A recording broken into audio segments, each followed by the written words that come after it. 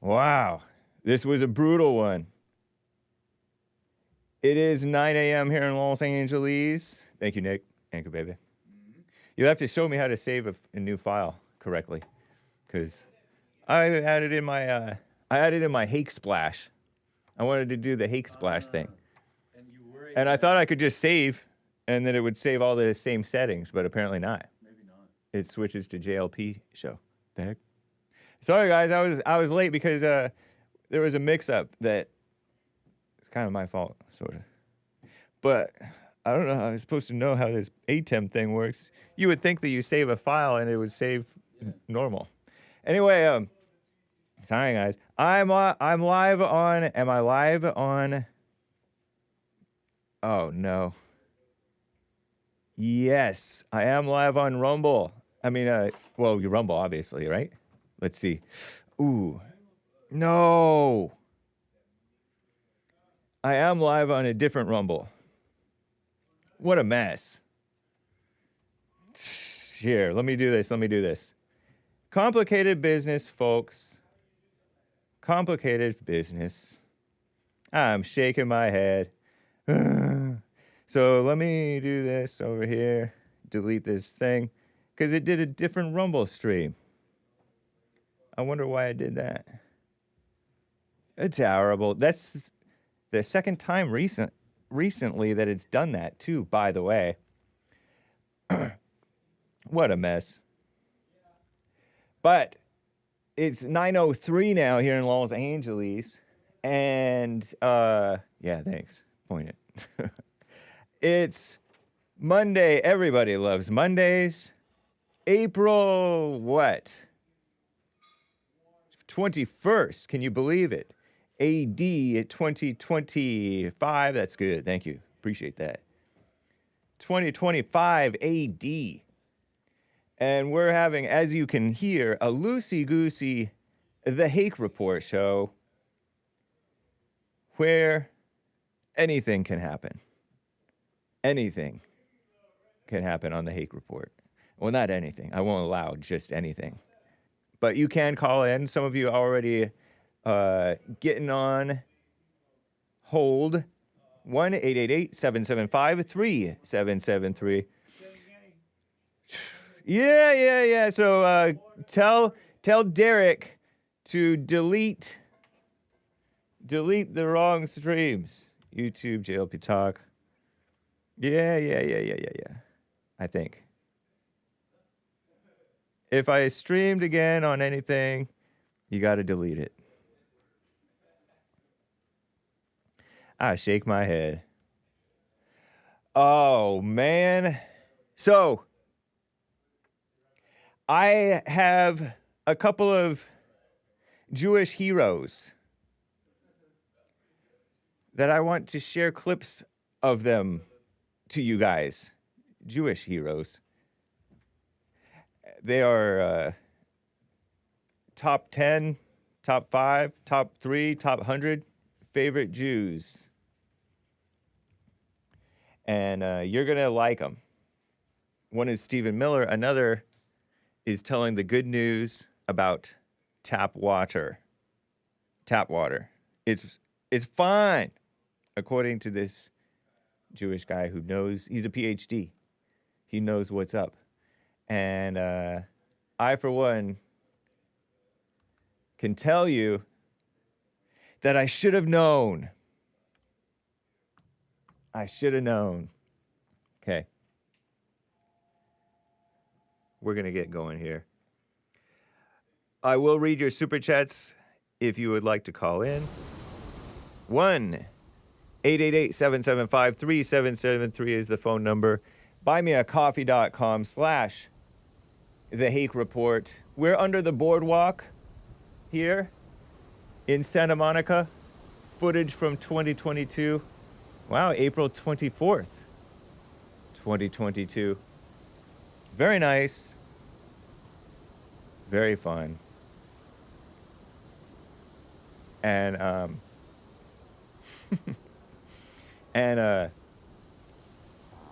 we're going to get going here. This is actually slow motion footage.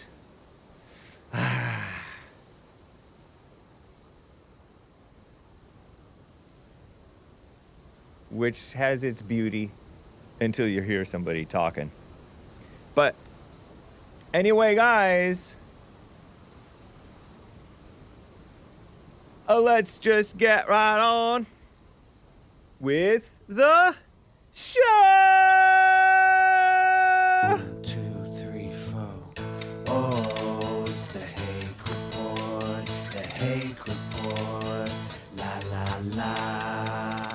Oh, it's the Hake Report. The Hake Report. La la la. Hey guys! Oh, it's the Hake Report. The Hake Report. La la la. Oh, it's the Hake Report. The Hake Report. La la la. So, how you guys doing? I am fine. You like my better, not bitter t-shirt? Better, not bitter. That's what you're supposed to be.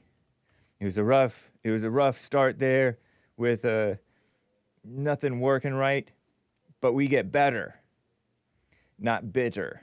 You can get yours by going, I think, by going to jcleepeterson.shop.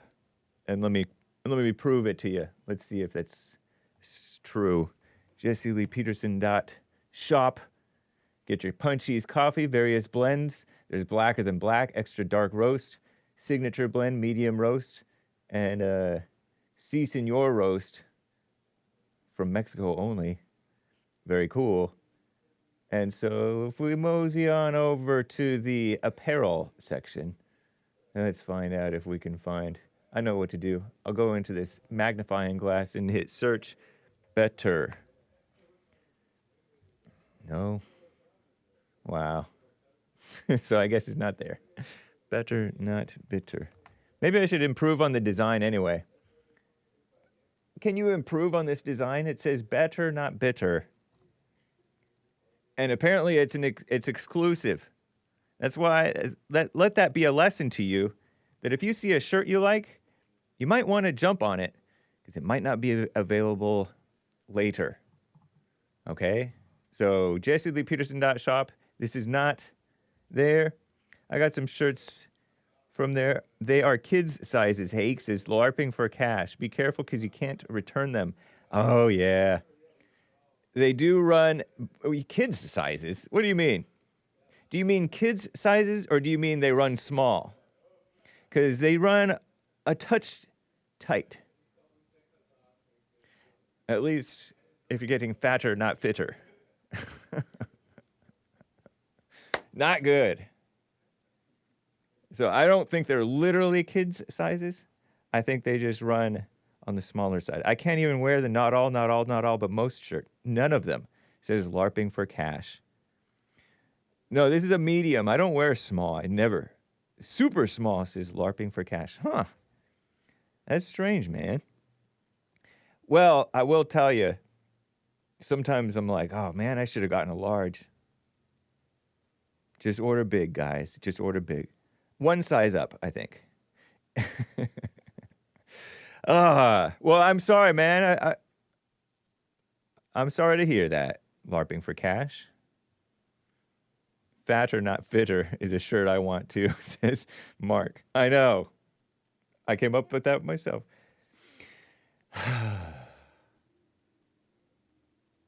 I neglected to turn off the heater in the building. So if you guys want to turn off the heater in the building, that would be nice. No worries, LARPing for cash. I like to know about these issues. I like to, anyway, because I want it to be a good experience. All right. Oh, yeah, we have a White History Month shirt, but it's only available limited times, and we don't want to get banned from whatever, because JLP Teespring, you may recall, was banned, and other shirts, other platforms. So people are so touching right now. Touchy. It's a shame.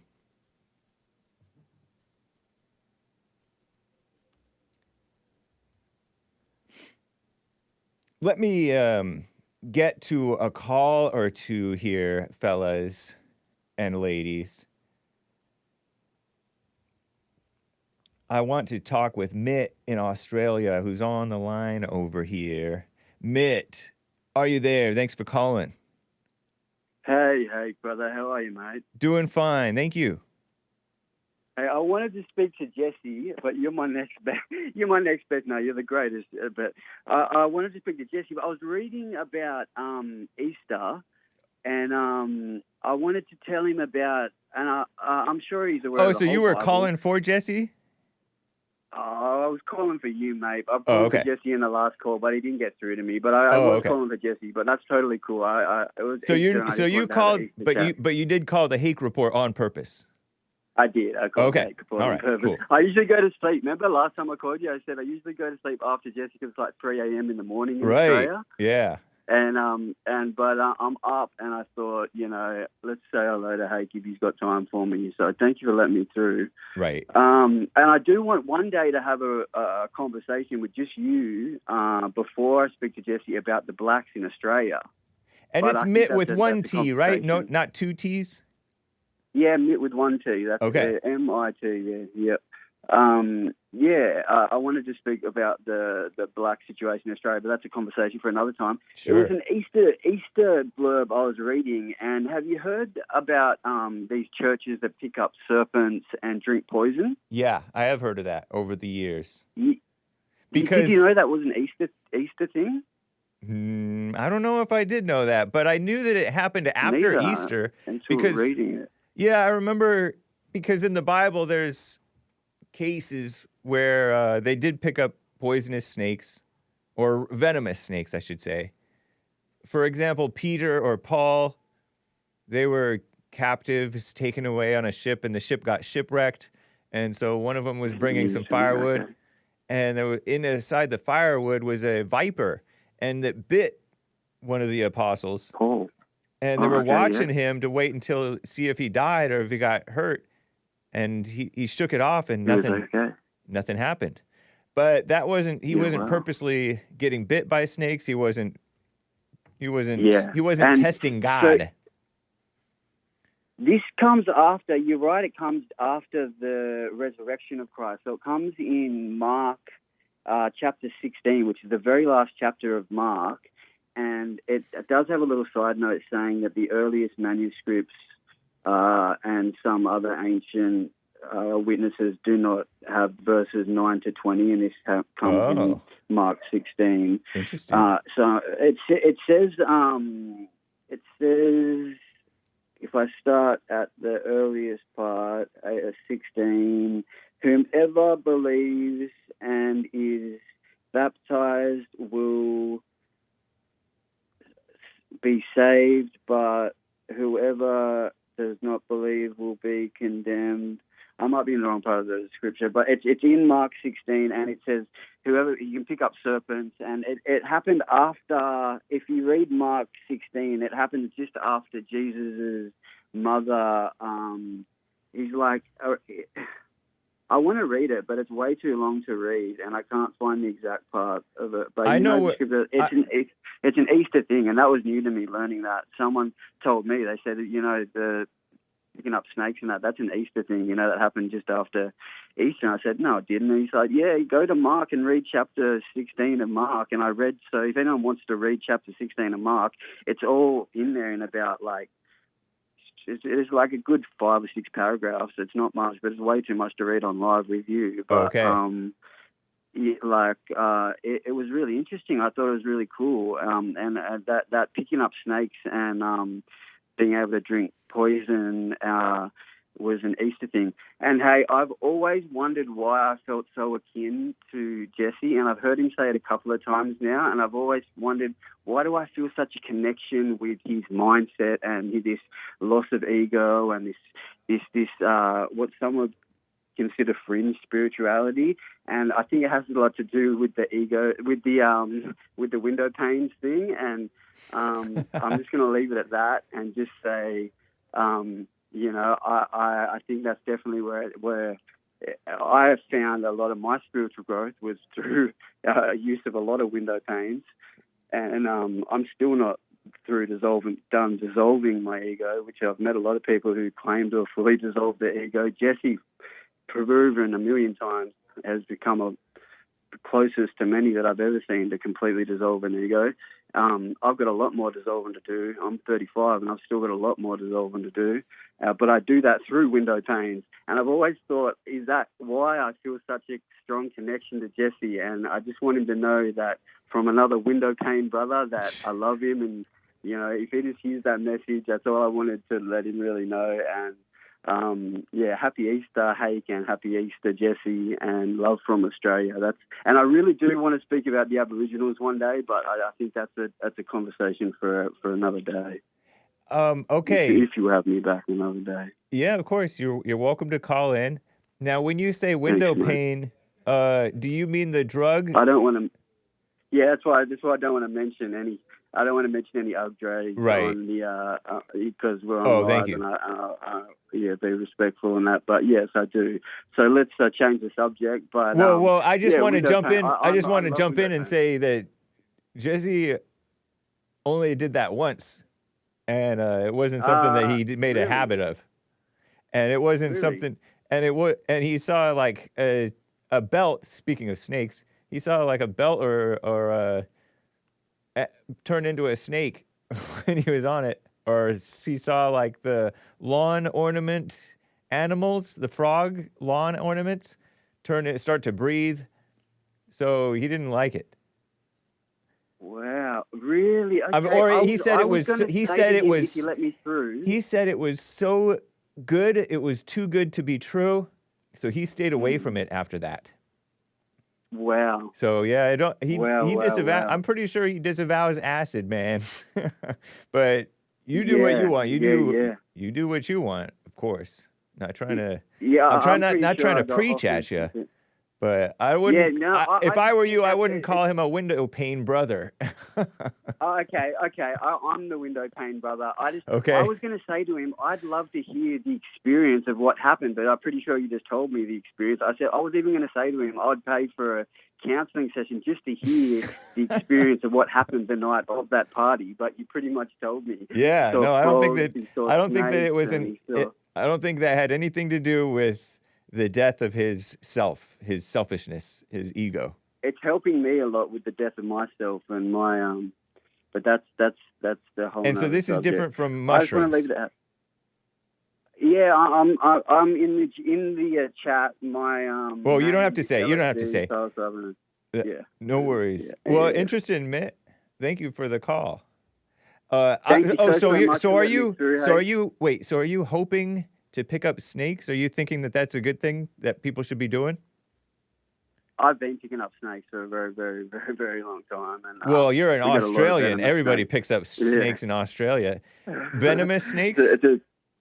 Venomous snakes. I want to own a couple of venomous snakes. I've only owned non-venomous snakes, like in my house. Yeah. I've picked up venomous snakes, but handling them and feeling that they wouldn't bite me if I didn't make the right move with them, because snakes, they see stuff similar to cats and similar to people that take a lot of psychedelics and psychotropic drugs. They don't see where they see through heat, and they see through different means and methods. You know, I am akin to cats and snakes. I've always felt.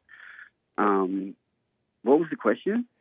You think that that's a good thing, a good practice, a good tradition to pick up snakes? Was I? And am I going to be picking up snakes? I'm thinking of getting a pet snake. I just think it was an interesting thing on the Easter subject that at the end when it was something to do with like they won't believe he's back alive, and then they said, well, they'll believe he's back alive when they can. I don't know. It's all in Mark chapter 16, if anyone wants to look into it further. It's the true Easter story, the book of Mark. Oh, okay. Chapter 16. But anyway. you said that it was debatable whether it was originally there or if it was added in. This phrasing about... Yeah, well, they say... The text on my Bible says the earliest manuscripts and some other ancient witnesses do not have verses 9 through 20 in the book of Mark. And I thought it was an Old Testament, but the book of Mark is actually New Testament. Yep, I know. Yeah, I didn't know that. Okay. So you know more than me, even. Yeah. I'm learning, and I'm not. I consider myself spiritual, but I question everything, and I've always questioned everything. I came from the Steiner School. I don't want to explain what that is, but they just taught us to question everything, and yeah.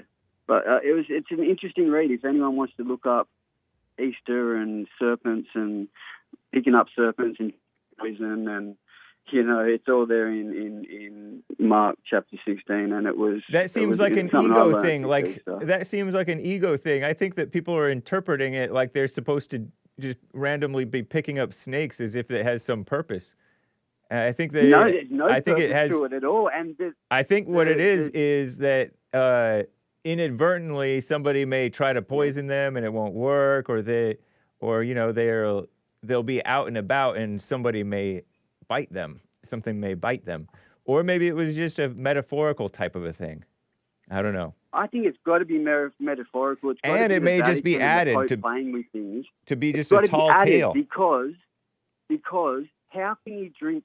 They've got to be thinking when they're writing these scriptures down, how can somebody ever drink poison and live? Or how can somebody ever be bit by poisonous serpents and live? It's impossible. So when this happens, then this will happen is pretty much what the chapter says.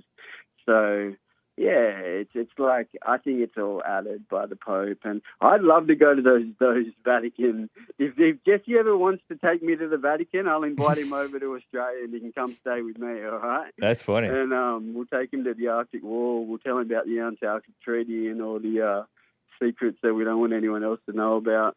But, yeah, yeah. Thank you, man. It's amazing. We'll talk again. Thank you so much, Hake, for letting me up. Happy Easter, Jesse. Happy Easter, Hake. And another day we'll talk about the Aboriginals. Sounds good. In a couple of weeks. Definitely. I listen to you every day, but in a couple of weeks whenever I get the balls to call again. All right, man. Take care. Thanks, brother. All right. Bye. Wow. Stephen in Indiana, I believe. A first-time caller. Stephen, thanks for calling and holding, man. What's up? Who am I speaking with? You're speaking with Hake. You called the Hake Report. Well, I don't exactly know who you are, but you're affiliated with Jesse, obviously. Yeah, so you didn't call for me? I've never seen you on a YouTube video, or I've not recognized it, but it doesn't matter. It does not matter. Well, you can call for Jesse. Let me give you the time to call for Jesse. The screener didn't tell you? The screener didn't tell you? No, because when you research on the YouTube, it says from 9 a.m. California time. I'm over here in Indiana.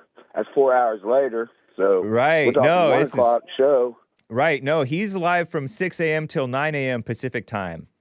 And, okay, well, I can talk. And it's 9 a.m. till noon Eastern time.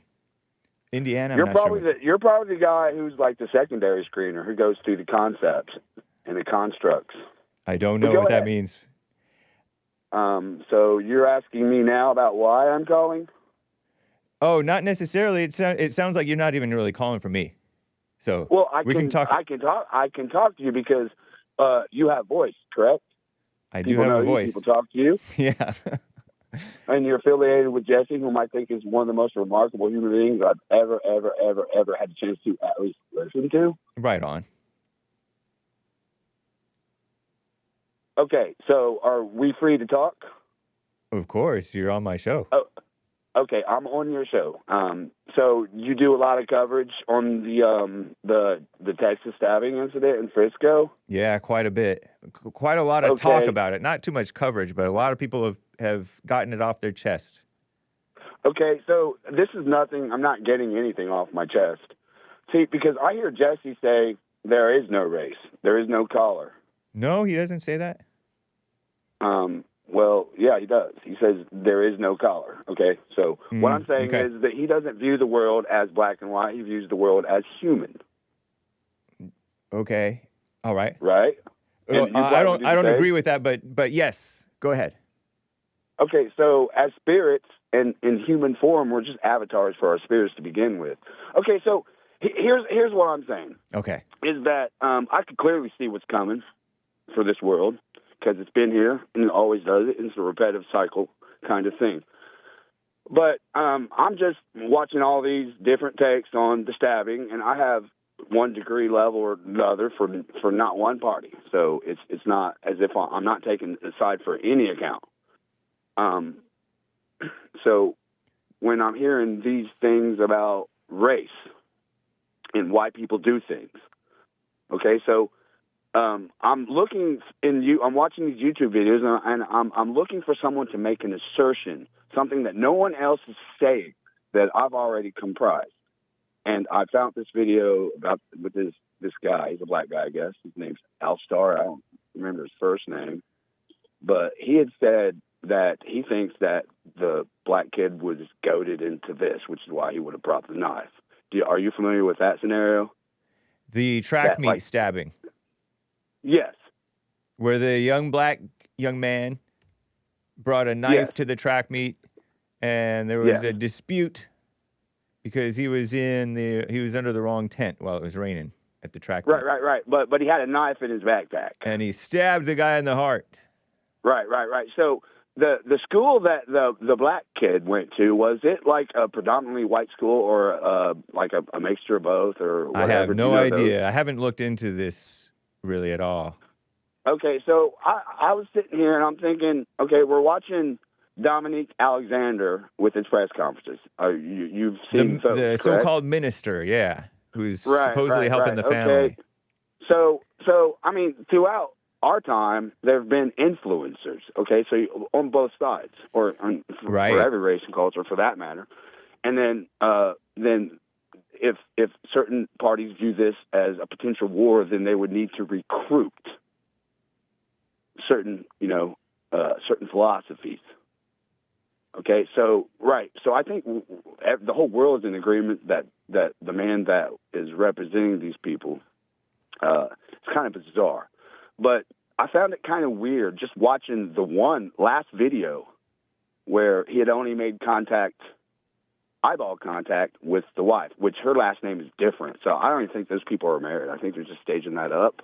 Oh, boy. But, okay, and, they're calling him a race baiter. And then you got that Jim Lane coming through calling him a race baiter. And then the father denounces that, right? Yeah, the father says it's not a race thing, it's a human thing. And he forgives the killer. So essentially, you got two parties with two race baiters. One's politically tied to the January 6th incident. You know this, correct? No, I do not. I hadn't heard Jim that. Lane. He was a what he refers to himself as a political prisoner because of that. Now I don't know the extent of it. I didn't care one bit about that whole thing. That guy is involved. The person whom you just named is involved with the family, according to you? No, he's with the victim's family. No, he's not involved with the victim's family. Apparently, he didn't even call him. I don't know who this is. This is a guy who's running. Jim Lang is. Who is Jim Lang? Running for, right. Whatever his name is, he's running for state senate, and he's riding around in a MAGA mobile. Correct? I don't know. I haven't heard of this person. Jim Lang. The protest that happened in Frisco, the Save Whites from Black American Violence. Oh, okay. I've heard an inkling about it. I haven't kept up with what's going on. So this guy was running. He's running for office, and he ran a Save the Whites. He did a Save the Whites rally in that neighborhood. In Frisco, Texas. Yes. Over the weekend. Over the weekend. Oh, Big Bump, I think, was telling me about this. Okay, so you've got one side, and if everything's accurate about Mr. Alexander, then he's by all accounts crook. Of course, yeah. So then you got this white patriot. Proud protect Jewish. White Americans peaceful protest scheduled for Saturday. Yes. Yeah. What a it was mess. built up. It was built up like there's going to be thousands and thousands of people, but that was not its purpose. Okay, so we're talking about recruiting. Okay, so let's look at it from the Dominique Alexander perspective. If you just watch the video, you clearly see that he identifies more with the wife. He doesn't even look at the husband. Okay? And that they have such a repertoire, and at this point, it's just about a week and a half that they've gotten to know each other, supposedly. Okay? So then you're giving your trust as this family, that would be the Anthony family, to let this man represent you, correct? Okay, so, and we're all asking ourselves, anyone who watched this YouTube video or the press conference, however you would watch it, asking, well, why are they letting this man do this? What? Okay, so we'll get back to that Ouster guy who said that he was goaded into killing a white boy, which would explain why he brought the knife. He was looking for that fight. Okay, that this is essentially, and then this black man, he's a black man, he said he wasn't advocating for Anthony, but he was just pretty much apologizing that he might have been goaded into it. Okay, you're familiar with this? I've heard different claims about the motive and the reason and the background and all that stuff, but I don't. It's a bunch of hearsay. I can't say, of course. Well, my assertion here in this matter, and it's actually for both parties. Thank you. All right. My assertion with Mr. Alexander is that he had known the family well before he recruited the young kid, mind-washed him, set up a civil rights claim. Go and find the biggest white boy you can find, start a fight, and kill him. That doesn't sound reasonable, man. I think that just sometimes these things happen and then they're exploited by people. Oh, well, you don't That's think my that opinion, sounds man. reasonable, even though in our history there's proven volition to recruitment with certain philosophies? Of course, that I don't deny that, definitely. Okay. So we're essentially just speculating at this moment. But if you view cause and effect, so as I a don't like science, speculation. well, this isn't speculating. This is cause and effect, where you conclude. And so here's the thing. Okay, so you got black people on YouTube saying, investigate this guy. Okay, okay. Why is this family giving him so much trust? And then Mr. Metcalf denouncing a white conservative or Jewish, whatever he may be. Jake Lang, you're talking about? And then about? this man running for state senate who was pardoned by President Trump. You're aware of all this, right? Nope. No. Okay, well, that's what he said. Okay. And I watched David. I like that Jason Whitlock. I like watching him. Okay. Well, watch your name dropping. You don't need to be name dropping all these names, man. What are you talking about? You're name dropping. Jason Whitlock. You're right. You don't need to be repeating that everybody's name, promoting I'm different people. paraphrasing something that's out on the internet all day long. Okay. Well, thank you for your call, man. So you're saying that it was a setup. I appreciate it. It's clear and obvious. Yeah. Okay, and we're not talking just from one side. Oh, I get you. I'm with you on that for sure. Okay, so this is my point. So Mr. Metcalf is denouncing the race baiter. He's wants to avoid the race issue for whatever reason. Okay, so if you're trying to stop a war, and you got one party who's apparently a racist as a black man, clearly says it in his press conferences and his videos, clearly says it. I don't need to paraphrase it. He says it straight out of his mouth, providing I'm seeing what I'm seeing. Yep. Okay?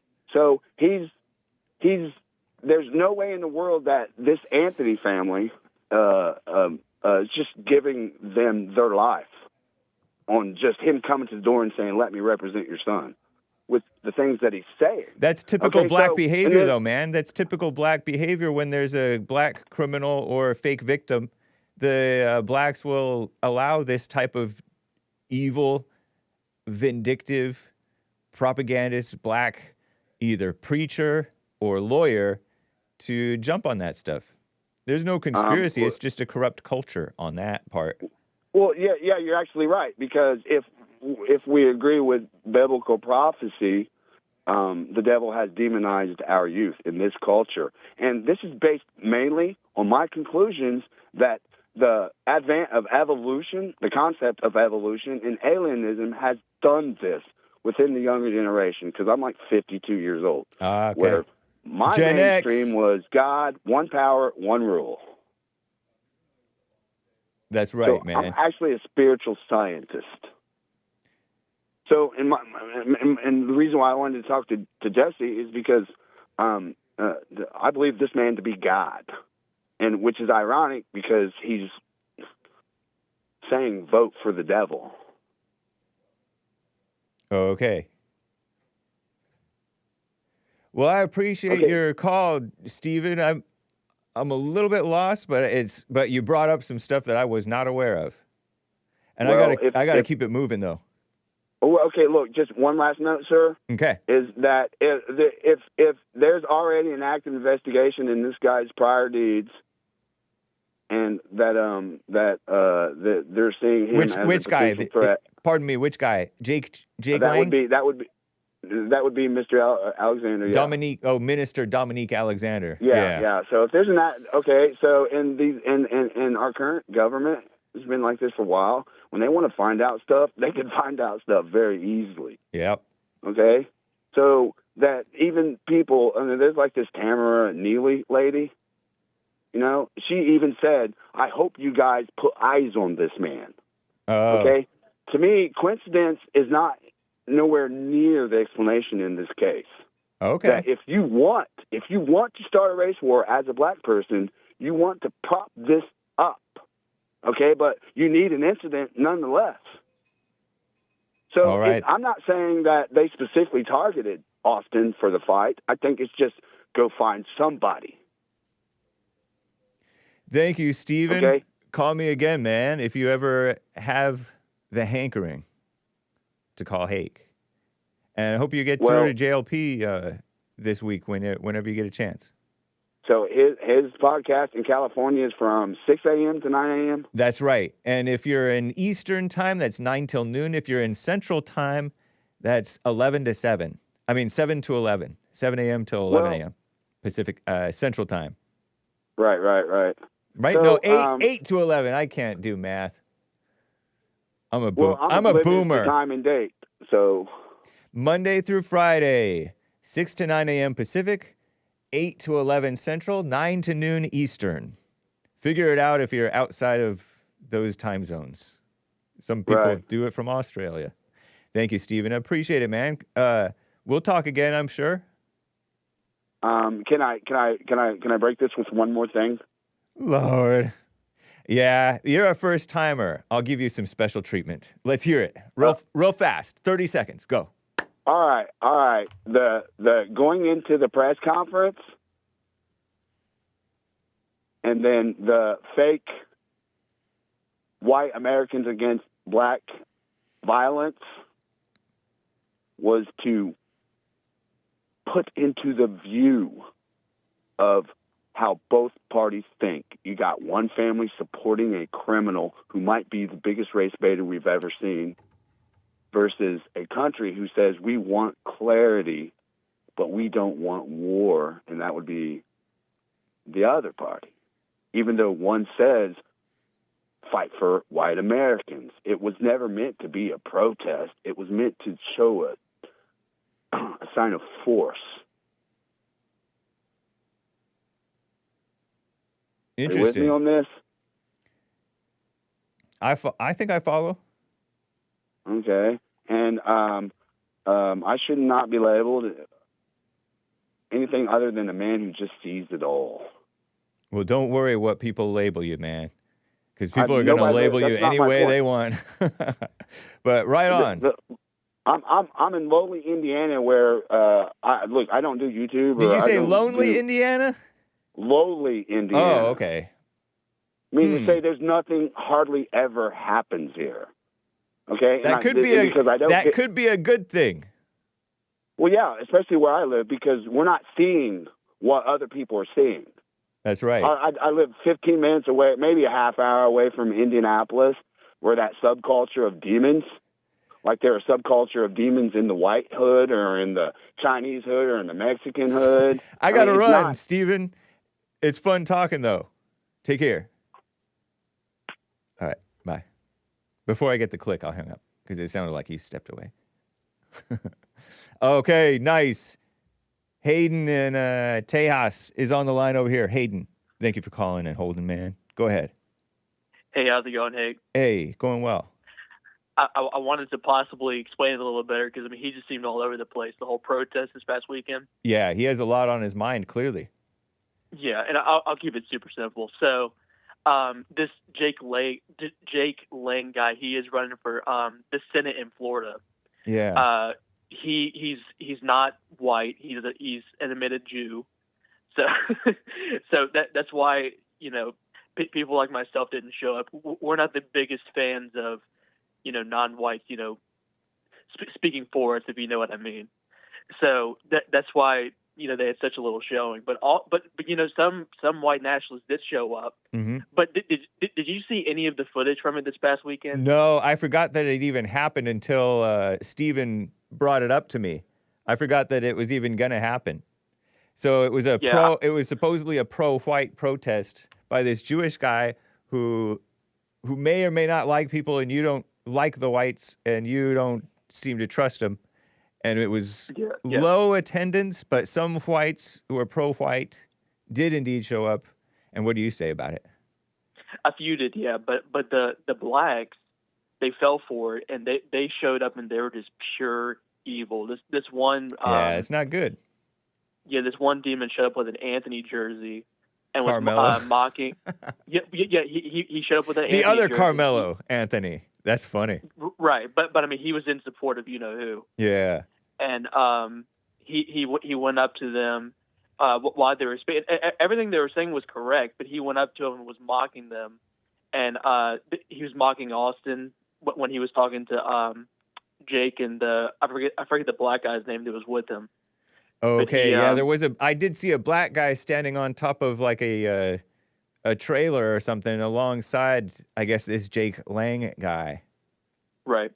I noticed that a lot of the most outspoken people for whites or for whatever are either Jewish or Italian or something like that, because those people per capita seem to have like a bit more of a pushy personality, a bit entertaining, and kind of just natural, in the worldly sense, leaders, if you will.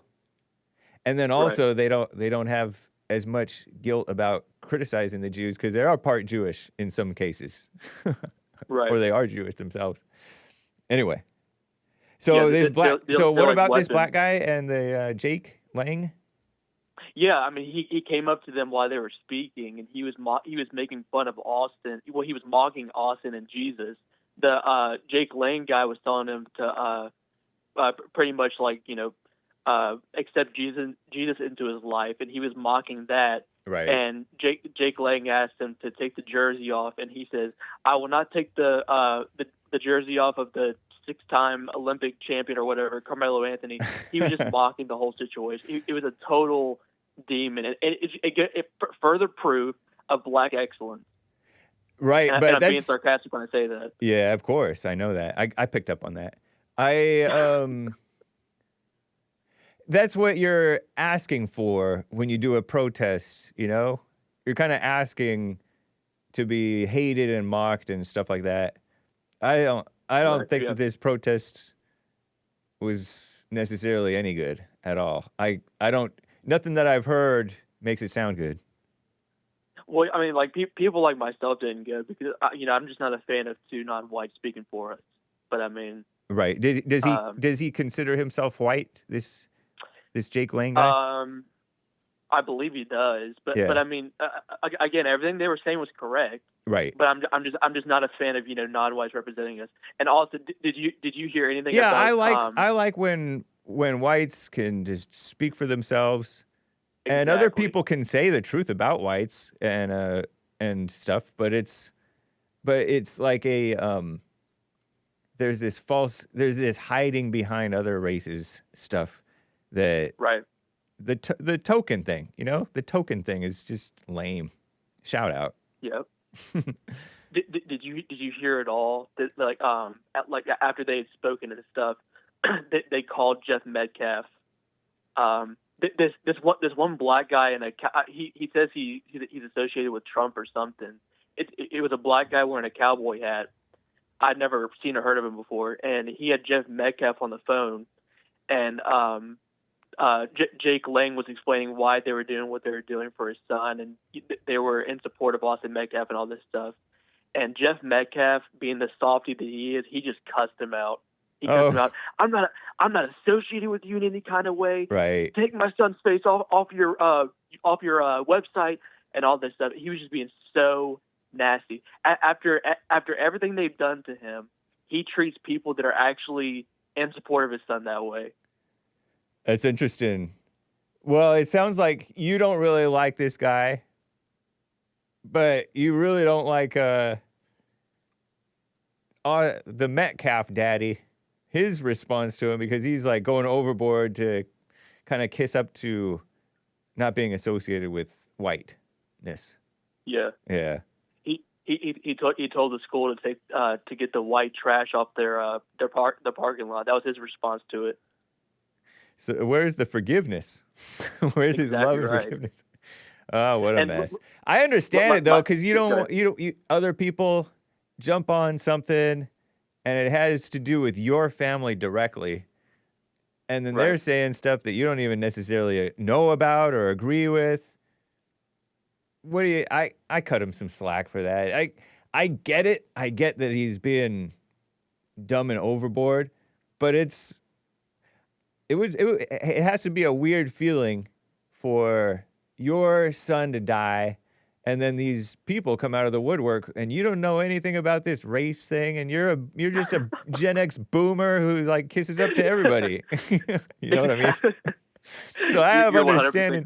I have understanding for the dad being all cussing and disavowing, and then since you are white, you feel like, because you have this false guilt, you feel like you have to go overboard and cuss and curse and condemn the whites, and then kiss up to the blacks and show up to their press conference. It's terrible. You're 100% correct. I just have never seen someone respond the way Jeff Metcalf is, and everyone's saying that he's incorrect. But last thing, Jake Lang, he went down to the track area where the whole incident happened, and Austin's blood is still there. Well, can you believe it? Oof. I know. I mean, it's not that long ago, right? That this crime happened. 3 weeks ago, right? Yeah. You should definitely look into to what happened. They have some video of it online, so you should definitely look into it if you haven't yet. Well, thank you, man. I appreciate it, Hayden in Texas. Thanks for the background. Interesting. Definitely. Have a good day, Hake. All right, you too. Bye. All right, see you later. Wow. Woo.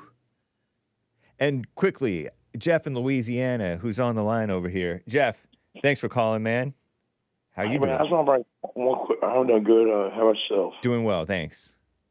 I just bring one quick point I don't think nobody's brought up yet. You know, Carmelo Anthony violated his bond the minute he was built out of jail. How so? He's associated with a felon. Oh.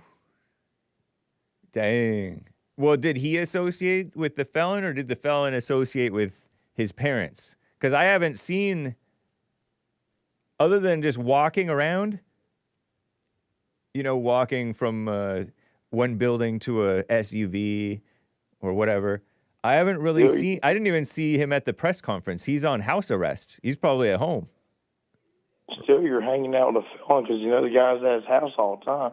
There's a picture of him and Carmelo Anthony standing at the bottom of the staircase in the house. Oh boy, that's an interesting point. I wonder if that applies, and I wonder if it applies, will they enforce it?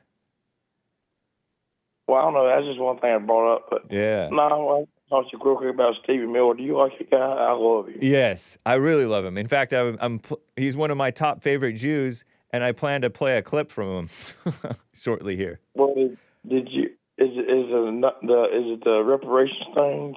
I don't think so. It has to do with the the supposedly wrongly deported illegal from El Salvador. But go ahead. Okay, well, he doesn't want he wants reparations. He proposed the idea of reparations for American citizens, not for historical grievances, not for political currency, but for the damage done by mass migration, inflation, and betrayal from within. Nice. And the money won't come from taxes. It will come from seized assets, from traffickers, cartels, and corrupt officials, executive orders on mass freezes, trillions in offshore accounts, real estate, and shell corporations, and all these seized products wait for legal trigger to redirect. I love it. That's so smart. See, now you know why my top 5 favorite Jews is Stephen Miller. Dude, I like him. It's fun to watch his press conference. He just stories on people. The other day he's on there and they was asking about that Garcia guy, and he said, he asked the press, he said, do you know what the difference is between a deportation order and this? And he looks at him, he goes, how about you? If he's one of those, how about you? And he goes, well, I don't work in the government. He said, well, y'all talk about so much, I think y'all should know what he's talking about. He said, y'all couldn't take 72 hours of the weekend and research this and figure it out before you come talk to me? Yeah. They don't care. They're not into that. They're so-called journalists. Yeah, but I like him. He just shuts them down. I love it. That's cool, Jeff. Man, I ain't gonna hold you, man. I was gonna tell you that real quick about the probation, the parole bond thing, because I thought that was pretty interesting. The bond, the parole bond, the violation. That is. Well, take care of yourself, Jeff. It sounds like he hung up there. Appreciate you, Jeff. Take care of yourself, man. Since I'm on that, you know what? Yes, hang tight, callers. I will get to you, but I want to share this. What am I doing here? Since beautiful Jeff brought it up, if we mosey on over to the HakeReport.com, he does have a point. Who has a point? Oh, yeah. Oh, man, I forgot. Never mind. No, I do mind, but I didn't put it there. Stephen Miller. Abased Stephen Miller going off. Here's an edit from that incident. Let's see if I will play here. Give him to be returned to the United States. Okay, here we go. This is posted on X by Avery Warwick, saying the incompetence from the liberal media is astonishing. And here is, it's just a couple minutes long. Stephen Miller. Is the president going to ask for him to be returned to the United States or not? Like, yes or no? So this is in reference to Kilmar Armando Abrego Garcia, the guy who was supposedly mistakenly deported to where? El Salvador, his home country, from which he snuck into the United States illegally at 16 years old with his mom, probably, or somebody. Running away from the gangs that he maybe joined, or they were trying to get him or something. Don't know. And he made some babies over here, got married to that woman, may or may not have slapped her around a bit or whatever. No judgment. But he was an illegal, and he had to go. So, and the people have been making a stink about it, saying, oh, in 2019, this immigration judge said, oh, he's hiding from MS-13. Don't deport him to El Salvador. Because MS-13 is in El Salvador. They're also in America. They were founded in America, in an LA prison, by the way. And they're saying, is he going to be brought back? Because some liberal judges and the so-called Supreme Court's trying to say, oh, you got to try to bring him back. Facilitate it. Here's Based Stephen Miller, Hake's top 10 favorite Jew, responding to the liberal media. Let me ask you, so what do you think would happen to him if he came back to this country? As your understanding of immigration laws, what do you think would happen? But I'm just asking No, at it's this point important to know. about whether You're or asking not you're asking a lot of questions. The president, You're the asking. president plans You to are ask all about asking a lot of Salvador. questions about this, and you all seem to care about it a lot. So let's see if any of you have researched anything about this issue at all. Can anyone here tell me what would happen to the illegal alien from El Salvador if he came back to the United States? Does anyone here know? Does anyone want to guess? Any of you? He could be with his family. What do He can be with his family. you know the difference between a deportation order and a withholding order? Do you know the difference? Any of you, please. Do you? Well, we're not in the government. But We're not in the government. you didn't spend. So you couldn't even spend. You couldn't even spend 72 hours over the weekend learning the distinction, even though you've been writing and talking about it this whole time. What I'm getting from this conversation, which is educational for me, is that not one person in the media knows the difference between a deportation order and a withholding order. Is that a fair statement? So he's saying if you're having trouble listening because the audio is a little bit garbled, he's asking them if they know the difference between a withholding order and a deportation order. I, for one, know that I don't know what that is. This all for the first time right now? I guess so. Okay. So Listen to the beautiful birds. the deportation order means the judge has said he must be deported from the country. He has no right to remain here any longer. He must be removed from the country. So his only options are to be deported to his home country or another country. That's it. There's no other option. He doesn't get to stay here. He doesn't get to live here. He has no future here. He has no right to be here. He's an illegal alien. That's So right. when you keep saying return, because you've been spun up by the open borders advocates, you all seem to be operating under the illusion that he would be able to come to the United States and just continue to live here illegally. That's not an option available to him. His You don't get to stay. You got to go. only choices in life are to live in El Salvador or to live in another country. That's it. There's no other option, legally or otherwise, because he came to our country illegally. Do you understand that? I understand it, Stephen Miller. He would be arrested. He'd be put in confinement. He would be deported the second time to El Salvador again because there's no withholding order for an alien who's a member of a foreign terrorist organization, number one. Because allegedly, he's a member of MS-13. Number two is the gang that he's a member of doesn't exist in El Salvador anymore. Wow, MS-13 is not in El Salvador anymore. They're all in jail. So what you're asking for is to be deported twice. But additionally, if we chose to pretend, just pretend, that the withholding order was real, he would be deported to a different country. So, for example, So the mistake was supposedly that they deported him to El Salvador because they weren't supposed to deport him to El Salvador, but they could deport him to some other country perhaps because he has to go. he could be deported to Egypt. So I'm just trying to understand, is it your view, in other words, you define a country that would be willing to take a MS-13 member from El Salvador. So I'm trying to understand from you all is, so if he came back and under our laws, he was then deported to Egypt or to Somalia, would you then be saying, great, I'm so glad that you deported him to another country? Is that what you'd all be saying? Good question.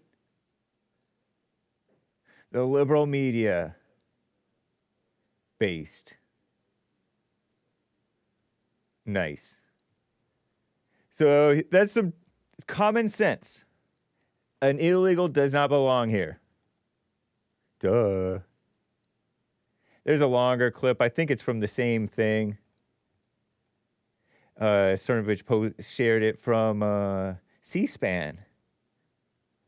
10-minute long clip, 9-minute long clip. Go first. I'll ask, do you plan on ramping up the deport, or does the administration plan on ramping up? You can barely hear it, but that's okay. But you can check that out. I retweeted it a while back. Man of the Year, based Stephen Miller. We're going to continue to send foreign terrorist aliens to El Salvador, as well as to many other countries, which is the right thing to do. I heard from the liberal media that the so-called Supreme Court doesn't want that to happen. If I go over, let's see, I think it was the ladies at the Skim. They were trying to act like the Supreme Court is saying, whoa, hold on. Hey there, wait a minute, not so fast on the deportations. The so-called Supreme Court pumped the brakes on a fast-tracked deportation plan on Saturday morning. The so-called justices temporarily blocked, they claim, the Trump administration from deporting a group of Venezuelan illegals, migrants, they call them, detained in Tejas. Followed an emergency appeal from the migrants' illegals' attorneys, probably ACLU types or worse, if there is anything worse, who argue their clients weren't given proper notice or due process to challenge their deportation. The White on the Inside White House claimed the Alien Enemies Act, a 1700s wartime law, justified the removals. ICE buses carrying the migrants were on their way to Texas Airport Friday night, only to turn back abruptly. Samuel Alito and Clarence Thomas dissented from the ruling, right on, the only true justices on the Supreme Court. So it's not a conservative majority, it's a liberal majority against the two true justices. The administration quickly requested the court's approval to continue them under different legal grounds. Alito didn't even have time to finish his dissent before they intervened. Degenerates, huh? The Supreme Court of the so-called United States is pushing back against the administration's rush to deport without full legal review. How full of a legal review do you want? You degenerates. Some experts see this as a turning point. The court may be drawing firmer lines around executive power. Somebody needs to check the court's false power, especially when due process is at risk. What a mess. Birthright citizenship on the docket next month. We'll see what happens. Don't expect justice in this world. I'm just saying. These justices aren't about justice. They are about being lame. What a mess. And real quick, I am at the top of the hour. One more thing, real fast, since I'm talking about my favorite Jews.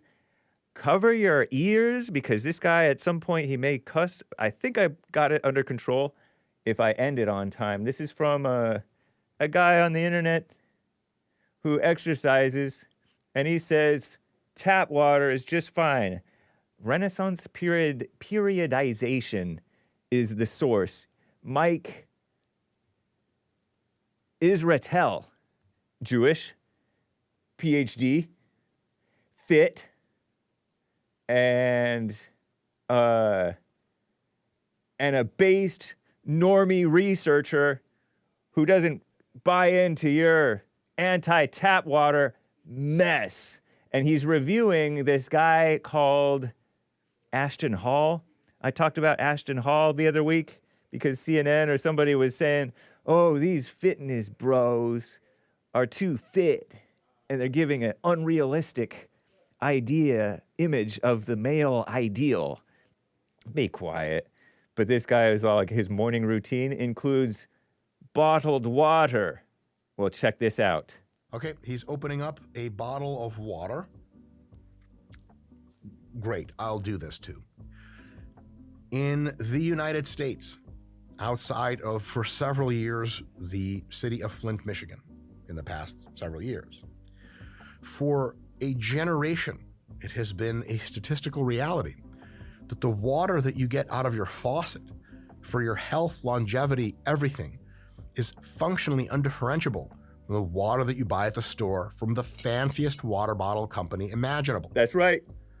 So if you can drink water out of the faucet, I assume he lives in the greater Los Angeles area. The LA water is great coming right out of the tap. Thinking that you need to buy spring water in a bottle is one of the greatest cons of all time. Of all time. Suckers.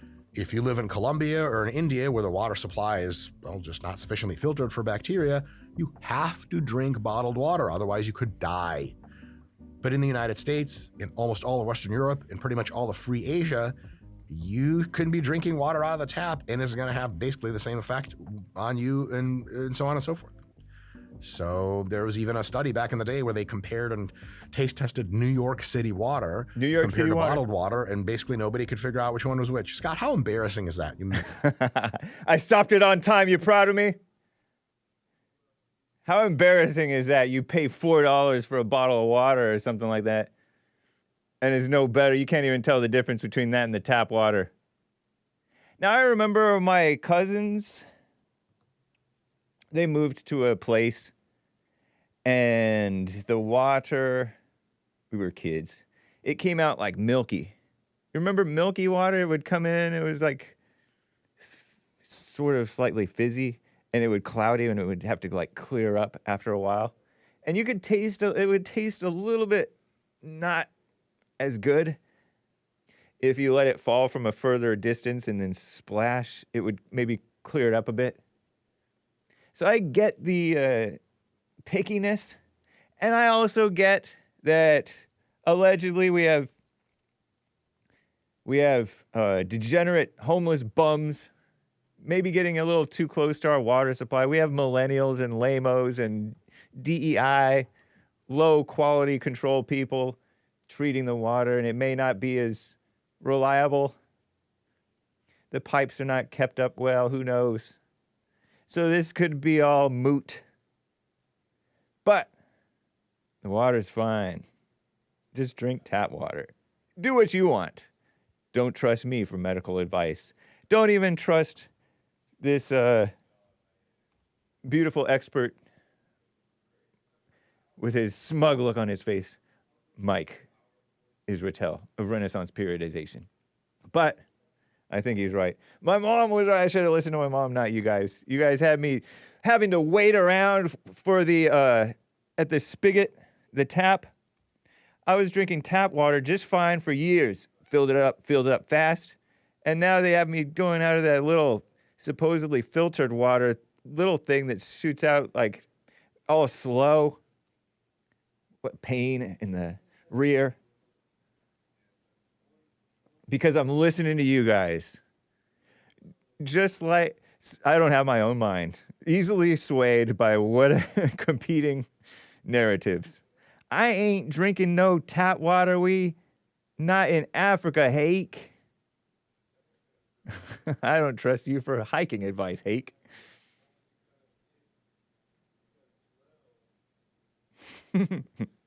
Oh, yeah, my competitors are talking about, oh, they're putting the fluoride in your water and it closes your third eye. I'm not a new ager. I don't need a third eye. I don't need my whatever gland this is right here. Isn't there some gland that it gets calcified if you drink fluoride? Fluoride is in the water. Keep drinking it. There's a fight over whether to fluoridate the water or defluoridate it. Because the fluoride supposedly washes your teeth. Keeps your teeth from getting cavities. I don't know. Just eat some toothpaste. So, in your face, that guy is automatically in my top 100 favorite Jews. Yeah, Hake's pineal gland is calcified. America first. That's right. Well, thank you guys for putting up with that. Tap water's cool. I'm back on the train. I'm back on the tap water train. So easily swayed. Tyler is a first-time caller from Little Rock, Arkansas. Tyler, thank you for calling and holding, man. You're live with Hake. Howdy, how's it going? Going well. How about you? You know, it's going great. I was just calling. I got a couple questions for you, bro. Sounds good. Do you consider yourself a Christian? Yeah, I do. Do you consider yourself a patriot? I've never really thought of myself as a patriot, but I've always admired patriots. And so, yeah, I mean, yeah. I have some hesitance just because I've never really thought of myself as that, but I do admire and respect patriotism. Well, you did say earlier that whenever you're protesting, you're asking for hate, and you kind of made it seem like you're stupid if you go out and protest, but I'm pretty sure that's what our country was founded on. Maybe. And I hear you calling these people that disagree with you on things your competitors. No, my competitors may even agree with me.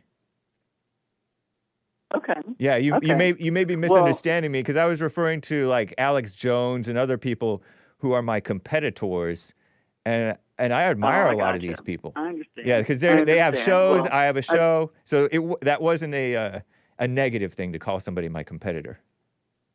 Okay, yeah, Yeah. because I just want to remind you, we're all brothers and sisters in Christ. So, I accept that. Don't look at anybody as a competitor.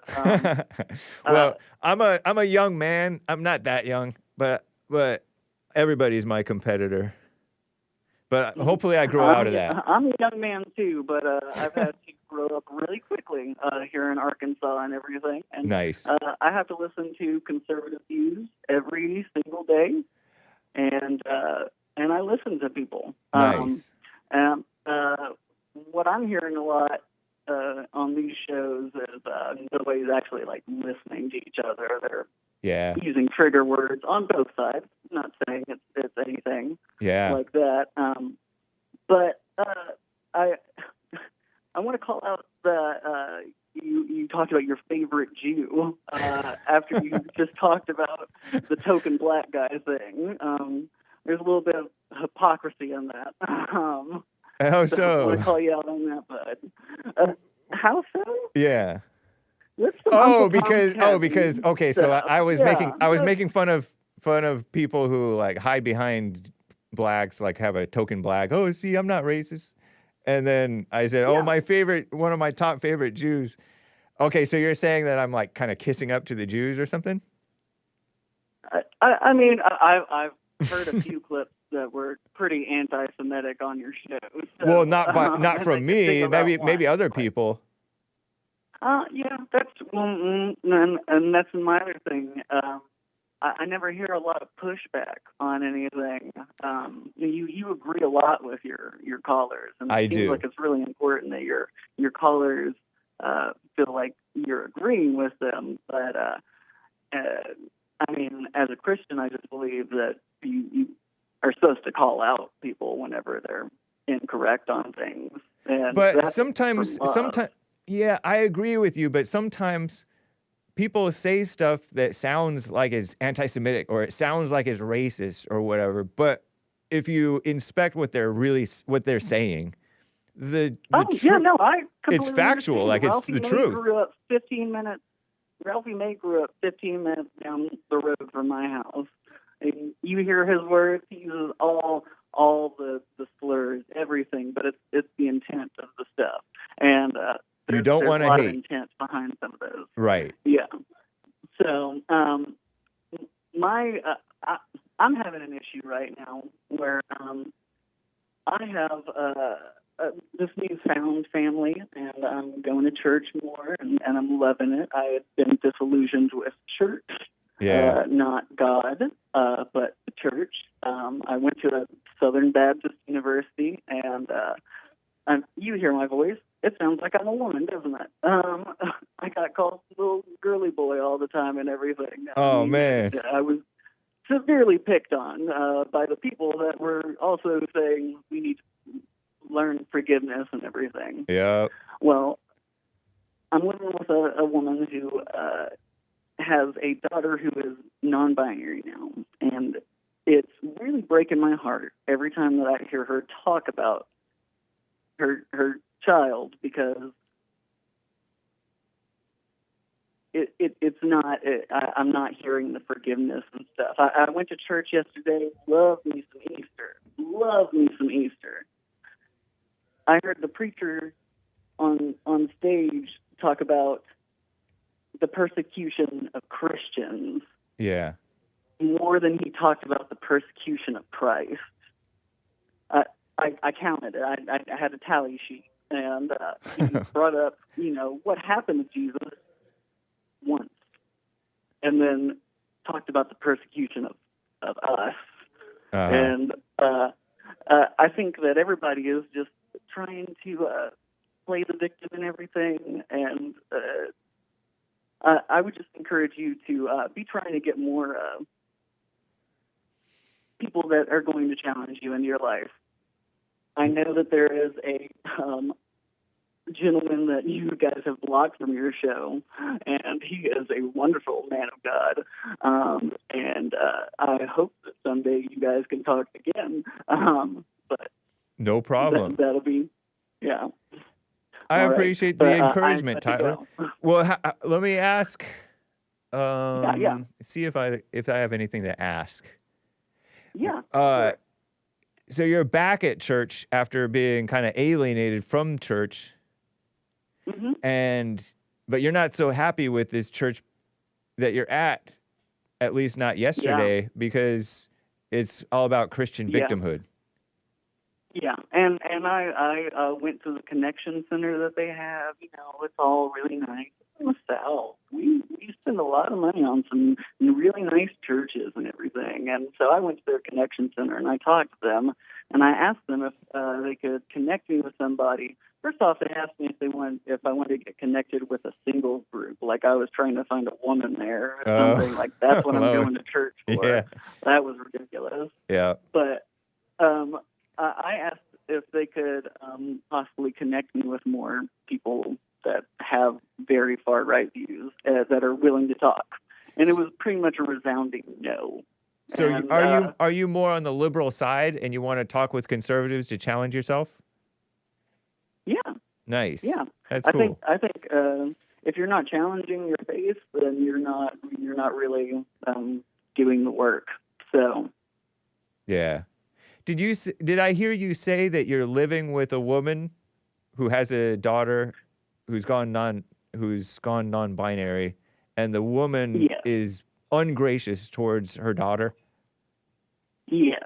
Does that mean that heartbreaking? Does that mean that you're involved with this woman, or you're just kind of roommates? No. She's kind of become my adopted mom. I have a biological mom, and this lady was just nice enough to help me.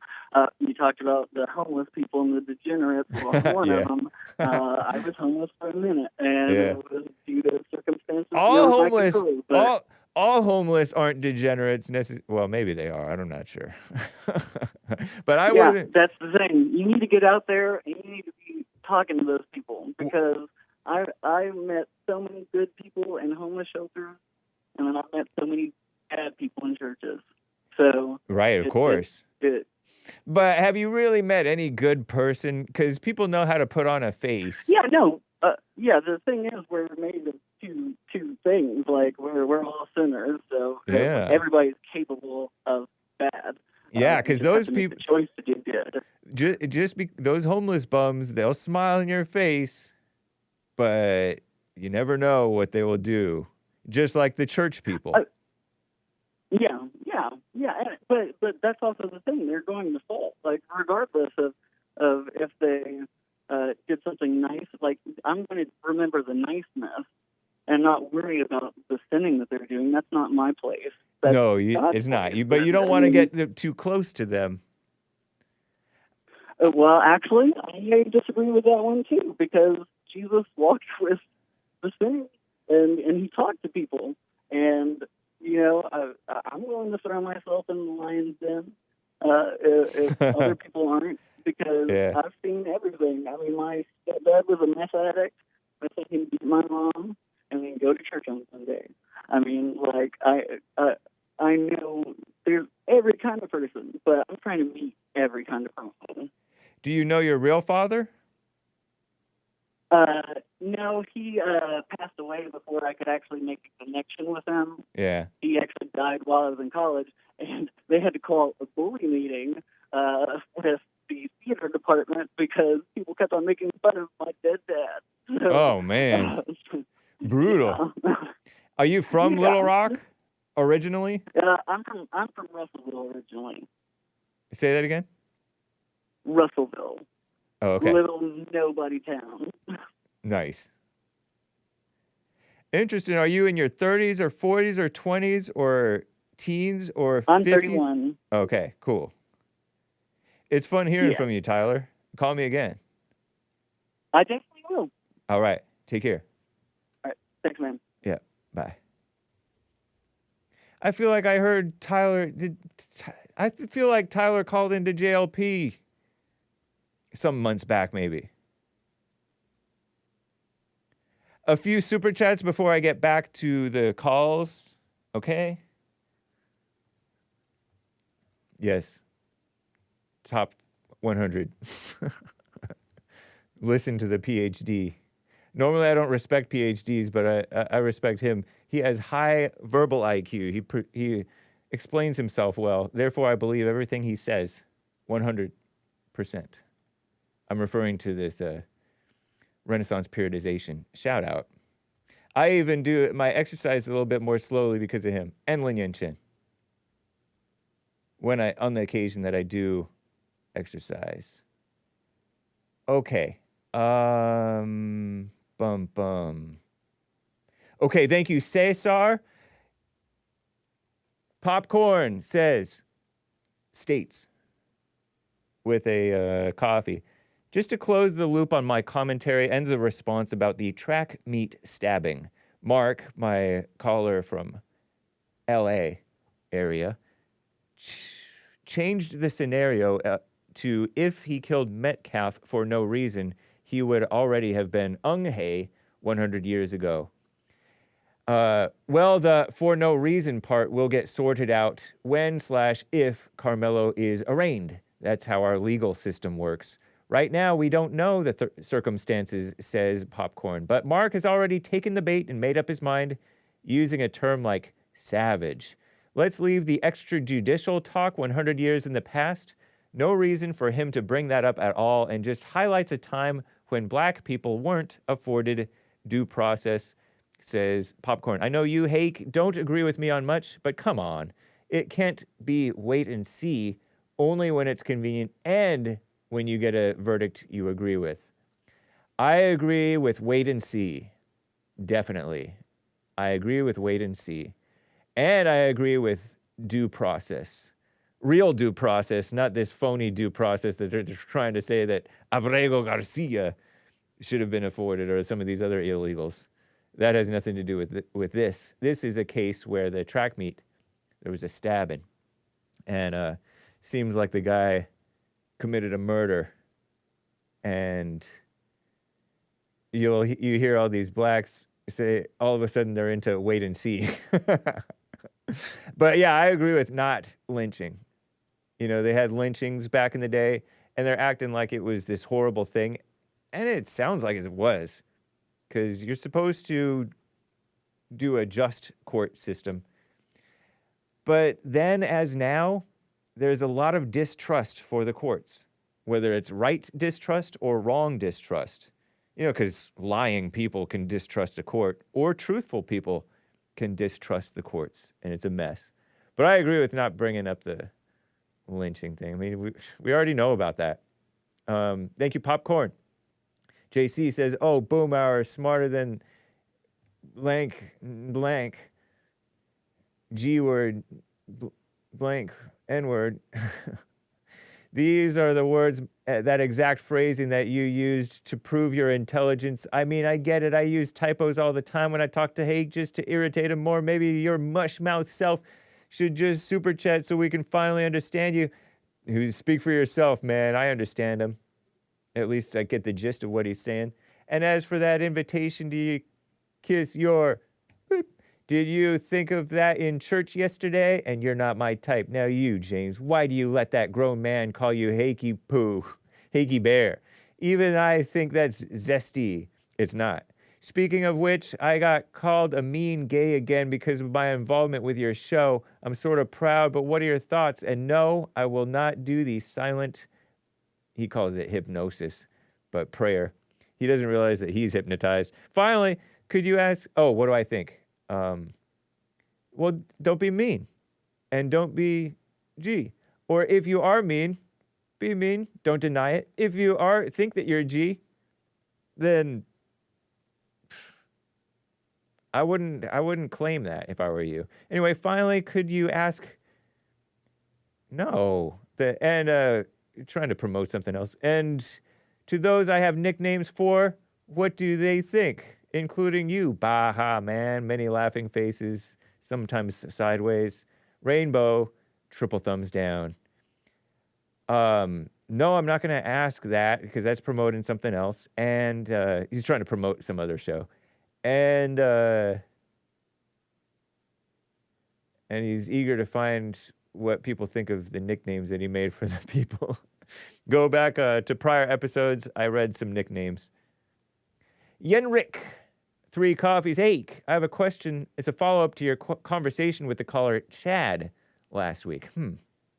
He mentioned education systems being used for... Oh, yeah, Chad O. Jackson. Education systems being used for indoctrination purposes. Clearly the case. I grew up in California and remember elementary school having a school project of creating a model of a California mission. I did that too, Yenrik Yagola. You in my class? My younger nephews and nieces were never assigned this. I am in my late 20s. Wow. Okay, I guess you were not in my class. I'm in my early to mid 40s. I'm not sure how old you are, or if you had this project. I made a mission. I visited a mission. Cool. But the school system is slowly but surely arriving to the position that there is nothing good that came from the arrival of Europeans, Spaniards, or Anglos, or otherwise, Italians, to the New World. Your thoughts? What a mess. What a mess. It's history, and it's great. And without it, many of us would not be here. It would not be the same place. It would be maybe even worse than it is today. A lot of these things were kind of arguably for the good. They say, oh, it's some of these Catholics and Christians, they kidnapped American Indians or Canadian Indians. They call them First Nationers. And tried to learn them English and teach them, by learn them, that's what I mean by teach them, Christianity. That's fine. Anyway, Terry says with the coffee, thank you, Yenrik. It's a mess. Yeah. And just look at the teachers. The teachers are so-called teachers. They are brainwashers. They literally think that they're doing act like they think that they're doing right. Just looking for Joel Friday TV's stream. It's coming up.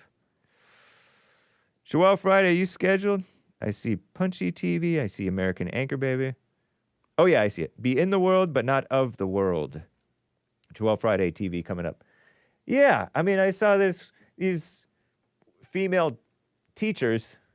You see them on Libs of TikTok, but you see them in other things, and they're pushing the racism thing.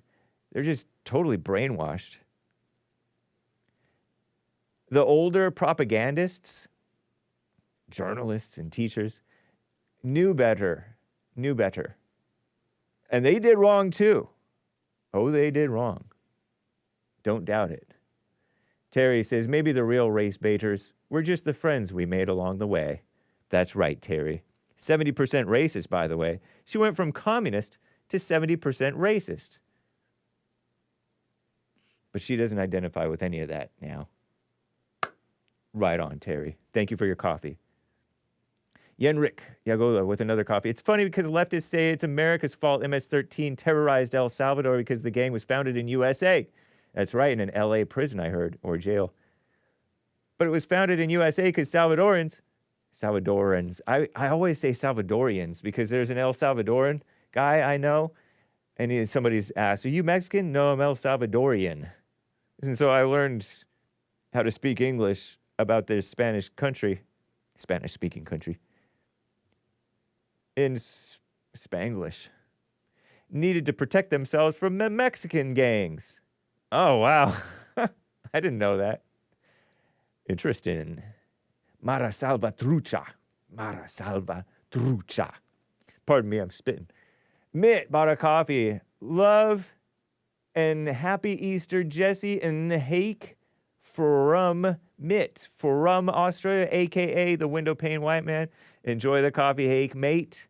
Winky face emoji. Thank you, man. Thank you, Mitt. Thank you, mate. That's cool. And I should double check on the D Live and Rumble. What's up, Rumble crew? We love you. Facebook. Thank you, Linya and Chin. As always.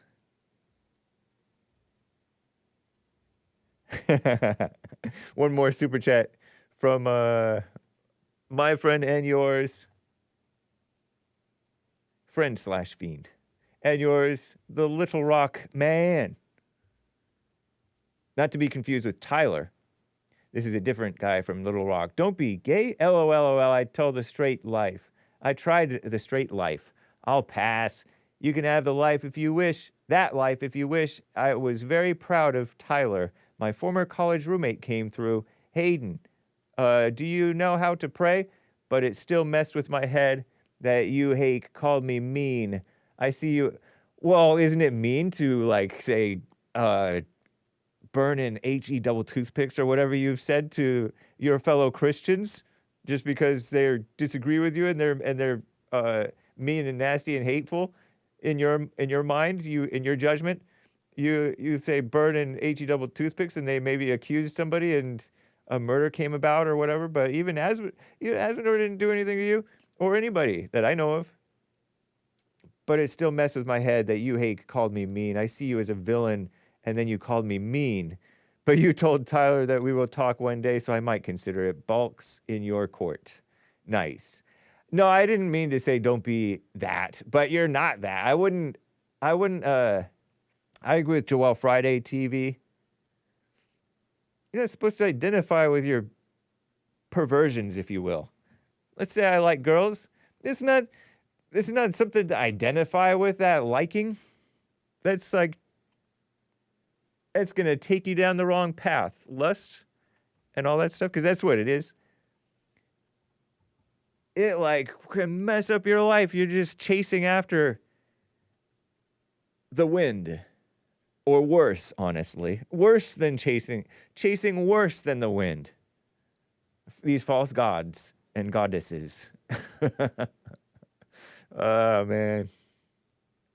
But shout out. Oh, I didn't know that was your friend. Nice. Well, I liked talking with him. And did he call JLP before? Cool. But I'm not going to unban that snake. I don't know. But it's not a joke. You got to watch out for evil people. Wow.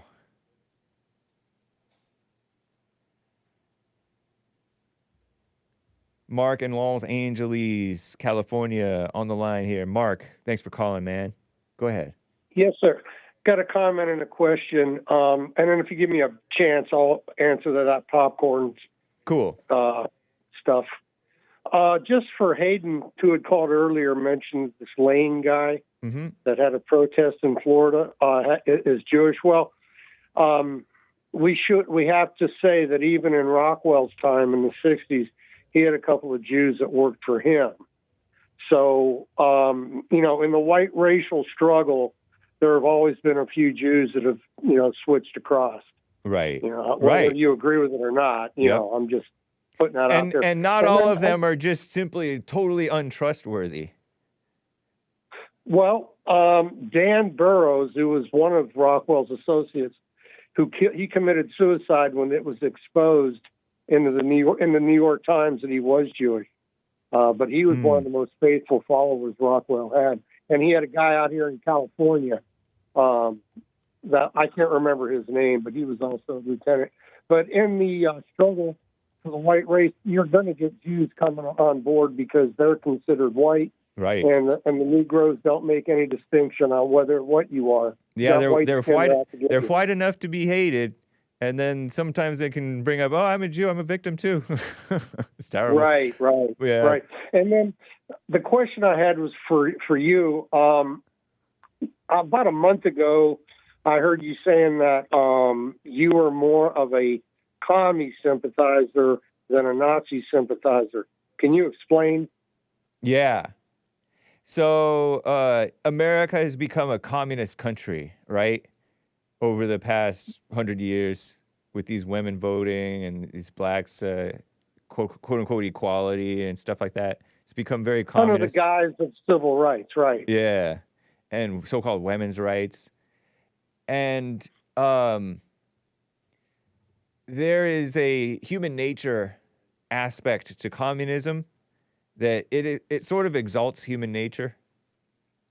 Human nature is evil, but I want to be cut a little slack on my evil, and I can sympathize with the soft evil of being soft and pro-crime, as opposed to being the hard evil of being a Nazi and overly strict. Well, just, I won't make this an argument, but just to let you know, Yeah. they were anti-communists above all things, and a racist more than anything, fighting for the survival of the white race. And they only tried to execute traitors, communists. Right. Okay, but the communists wanted but white Christians. So there is a difference, when you said that, I wasn't sure what you meant. Because if the communism equals Antifa. I Okay, know. to make it And I don't, I disavow Antifa. They're nasty, mean. But they're commies. And Yeah. when you say you sympathize more with the commies, that includes them. Right. And BLM. No, You know. yeah, but I'm talking about the nicer commies, like the civilized commies. I'm not talking about the uncivilized commies. Which commies do I like? I don't know. Every now and then, like Jake Tapper's sometimes hit and miss. Well, how about Bernie Sanders? I'm not a fan of Bernie Sanders, but yeah. Bernie Sanders is I don't like Bernie Sanders, but I do I prefer Bernie Sanders. I prefer Bernie Sanders to Cortez because Bernie Sanders is old and a pushover, but at least he's a male. And so the whole communist idea is based on getting whitey. If you really look at what it is, even in the old Cold War days, it's atheist Russia too, and China, anti-Christian. Of course, yeah, right. But there's a racial angle. Definitely. The Stalinists in Russia did not get along with their communist, quote unquote, allies in Red China. Oh. There were always skirmishes at the border, and a lot of it was racial. Oh. So you have to consider that. Now, just to get to Popcorn's writing there. Yeah. First of all, about the savage remark, what the man admitted to, killing Metcalf, he admitted to it, and to me, that's a savage act. So by calling him a savage, well, he admitted to it, but claimed self-defense. Self-defense itself is not savage. Well, I mean, you can savagely defend yourself, but I really don't think that it's self-defense. I think it's ridiculous even to pretend that it could have been. Well, that's what I mean. So to me, to call the man savage, or not a man, but to call the guy that stabbed him a savage is not out of line. And Popcorn's faith in the justice system is a little warped. Remember O.J. Simpson? I mean, I believe that the justice system is set up to be fair. But we know with a black woman judge that has already cut the bail in half. Quarter. And this guy's walking around already, or whatever it was. Yeah. We got to worry about are we going to be that confident that anything good is going to happen? And again, I think I said it the other day. I don't support lynching. I would never be part of it. So, right. But if and that's the best I could do. Yeah. On answering his thoughts. I don't even know that much about this guy. What is he, a liberal? I think so. He super chats into my. I don't know much about him either, but he super chats in, sort of trying to challenge me and Jesse and some of the stuff that you guys say. Well, I don't pay much attention when you read his stuff, but it sounds to me like he's just kind of a liberal, and it's guys like that got us where we're at today in this country. That liberal, attitude. Yeah, definitely. For sure, Mark. Anyway, it was good talking to you, and I'll talk to you soon. All right. You too. Thank you. All right.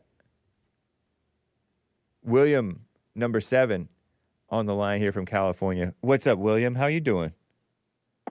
Hey, Hake, how are you doing? I hope you had a good weekend. Yeah, happy Easter to you. Resurrection Yes, sir. Sunday. Do you call it Easter Yes, or sir. Resurrection Sunday? Or both? I call it a mess. No, I call it. I mean, it is a mess. But I listen to you guys. I watch you guys in church later on. Cool. But I used to call it Resurrection Sunday. Nice. My church the church that I go to, right, calls it that. It's not my church. My name Yeah. ain't on there. So, but no, I wanted to shout out to Tyler in Little Rock. I spent 5 years there while in the Air Force. Beautiful Little Rock, the capital of Arkansas. That's where Bill Clinton was governor. Yes, I was stationed there when he made his run for the White House. Whoa! And he literally ran with a troop. He can run. Oh yeah, did he run used to with us. jog. That's right. I remember. Yes. He was fat, And but that he was jogged. when- Not that fat, but he was, No. he was a little chubby, but he would go jogging. I remember that. And he ran with his troops because it was a way to reach out to because he was Democrat. Yeah. So it was his way to reach out to Republicans. And so run with the troops. It was a very smart move, Yep. probably. Yeah. But so shout out to Tyler and Shout out Tyler. into something he said that you would ask him if you've ever known any good homeless people, because I minister to them extensively in class. Stay close to your phone. You're kind of cutting in and out. It might be the signal. Hake, it's really windy where I'm at, and Okay. I'm kind of in a rural area. So I apologize. I'm doing my best. I promise. Am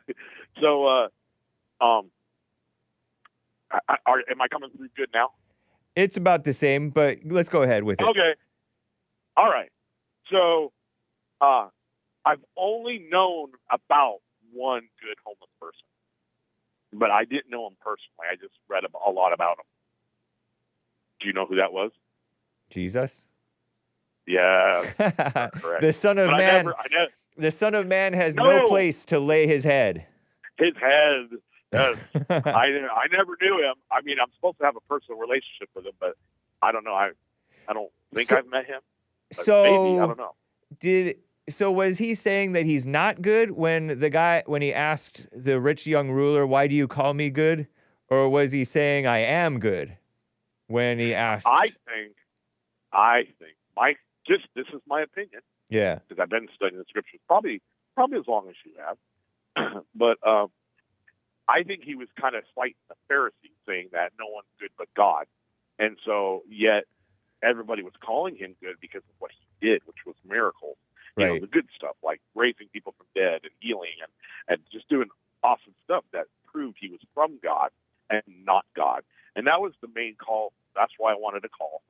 I went to church.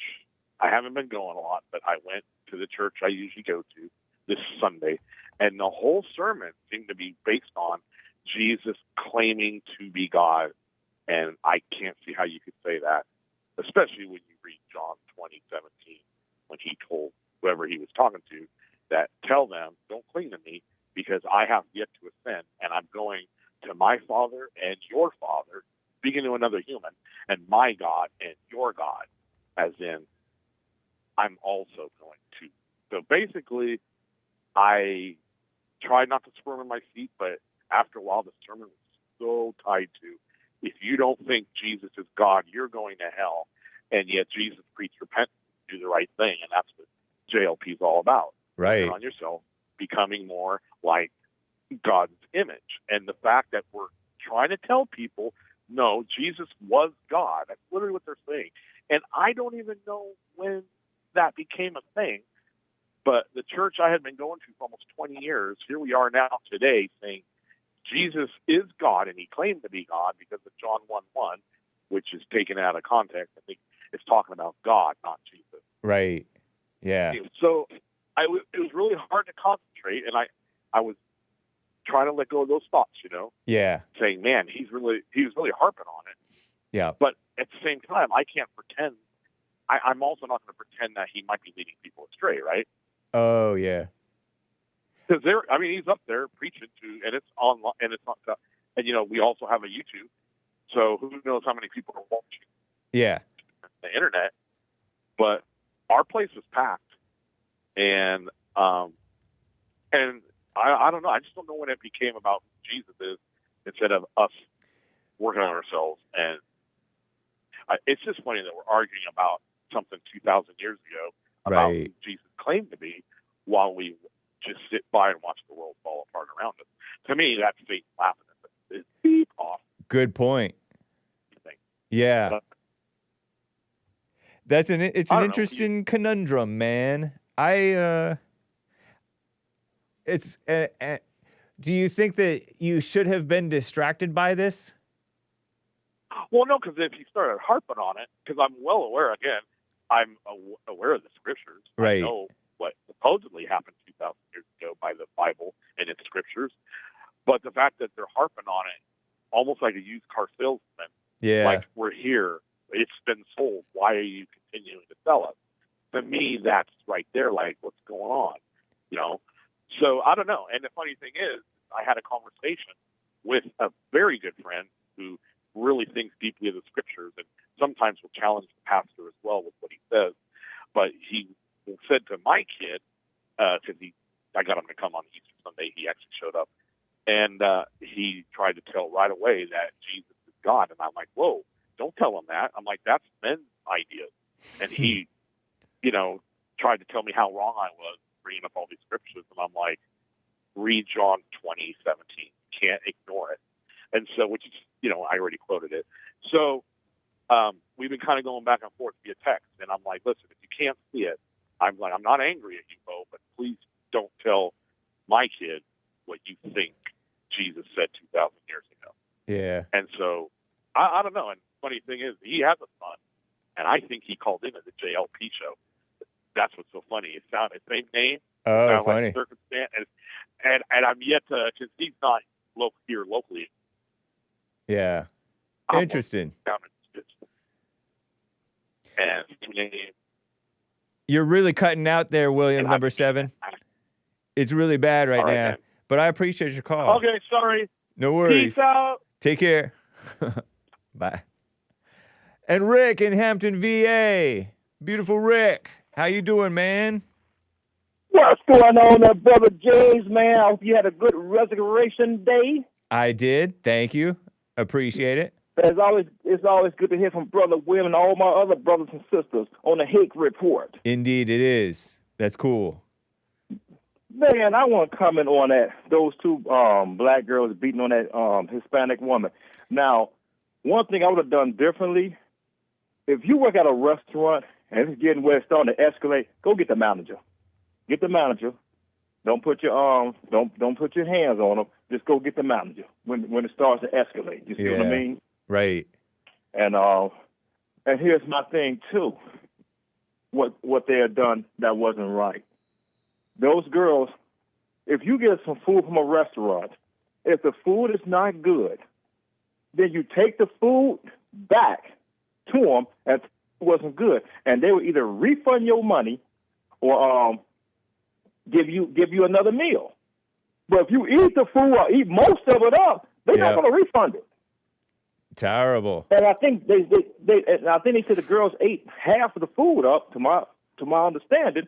I said they were supposed to give it back to you, but yeah. Once it started escalating, any employee, they need to go get the manager.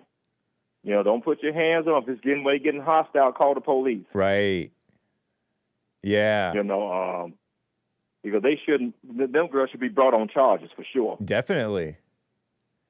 I mean, they should be brought on charges, and I hope they find them. Because if I gotta go look at their debit card number, I'm sure they use a debit card. They can use that to track them. Huh.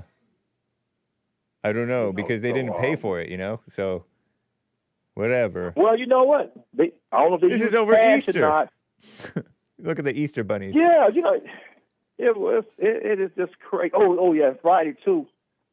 James, I am sorry about when you. I know you took my call, and I apologize, man. I didn't hear you, man. I apologize. Oh, no worries. I know how it is. I know your work situation and all that, and In the, yeah. So yeah, don't worry about it. It seems like there's so many people want to call in, and I can't hang up. But it's a man took me this long to get on the Hake report or either Joel show, man. I'm gonna take advantage, man, try and get on it. You know, so but that's a good thing. You guys are getting popular now, man, and what's that? Austin Metcalf case, man.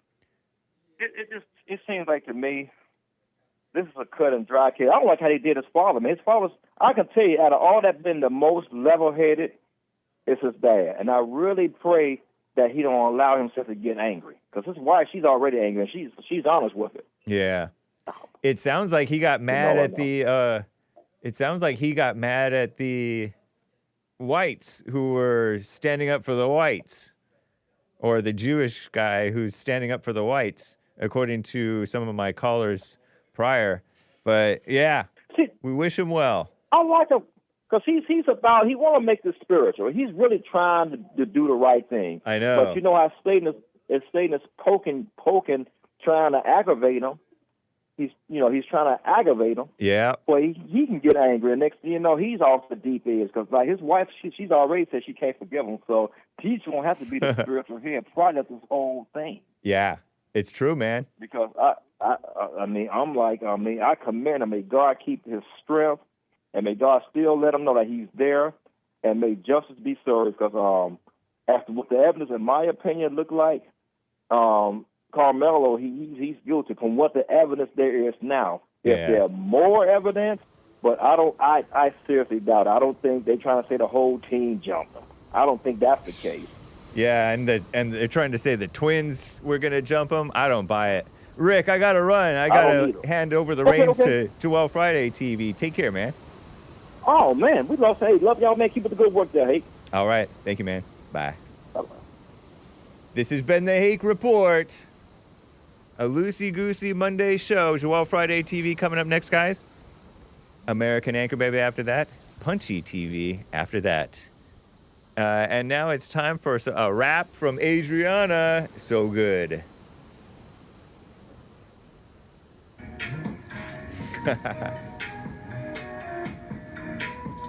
Don't take the bait. You know that they are fake. I rest my case. There's no debate. Listen to Hake. He tells it like it should. Them posers wish they could. They roaming around in the ground. Watch out, they lying now. Commie networks, evil snakes. That's why we listen to Hake.